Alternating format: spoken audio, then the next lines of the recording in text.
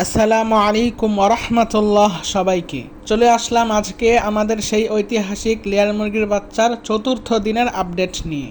আমাদের সাদা সুন্দরী মুরগিটার নিচে যে দেশি মুরগির বাচ্চাগুলো ছিল, সেই মুরগির বাচ্চাগুলো আজ আমাদের এই ঝুটিওয়ালা সুন্দরী মুরগির নিচে দিয়ে দিয়েছি। এখন আমাদের সব মুরগির বাচ্চা এখানেই।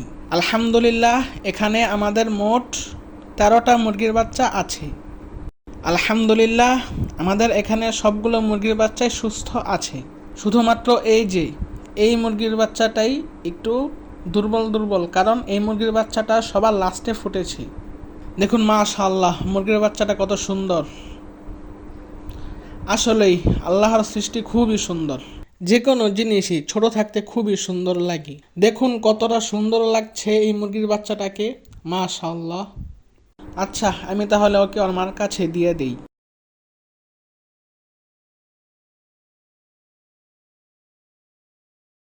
এই নাও, তুমি তোমার মায়ের কাছে চলে যাও। আপনারা একটি জিনিস লক্ষ্য করলে দেখতে পারবেন যে আমাদের লেয়ার মুরগির বাচ্চাগুলো অনেকটা বড় দেখাচ্ছে দেশি মুরগির বাচ্চাগুলোর তুলনায়।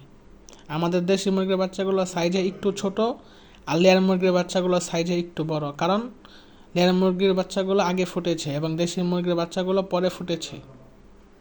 আর সবচেয়ে ছোট বাচ্চা হলো এই যে একটু আগে যে বাচ্চাটাকে হাতে ধরে দেখালাম, এই বাচ্চাটাই সবচেয়ে ছোট, আর এই বাচ্চাটা একটু দুর্বল।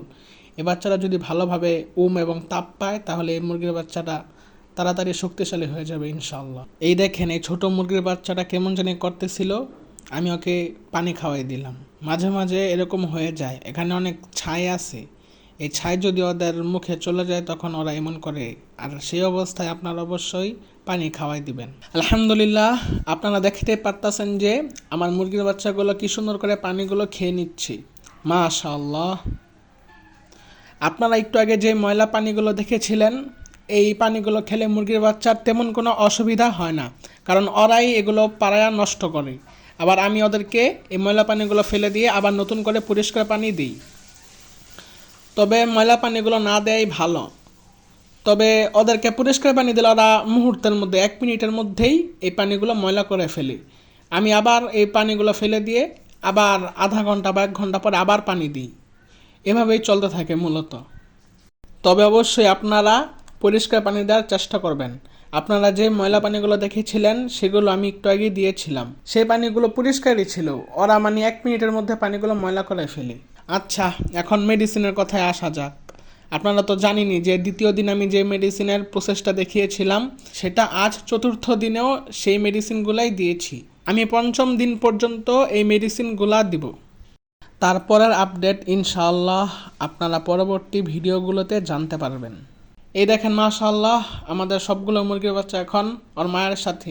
আপনারা যে একটি হাঁড়িতে দেখতে পাচ্ছেন যে ওর মা বসে আছে, একটু পরে আমি এই সব মুরগির বাচ্চাগুলোকে সেই হাঁড়িতে দিয়ে দেব এবং ওর মা ওদেরকে নিয়ে বসে থাকবে, এবং ওরা যত বেশি এবং তাপ পাবে ওরা তাড়াতাড়ি শক্তিশালী হবে এবং তাড়াতাড়ি বড় হয়ে যাবে ইনশাআল্লাহ। আচ্ছা, তাহলে আজকে দেখানোর মতো আর কিছু নেই। আমি আর কি ওর মূল্যবান সময় নষ্ট করব না। তাহলে আজকের মতো এখানে ভিডিওটি শেষ করছি। আসসালামু আলাইকুম।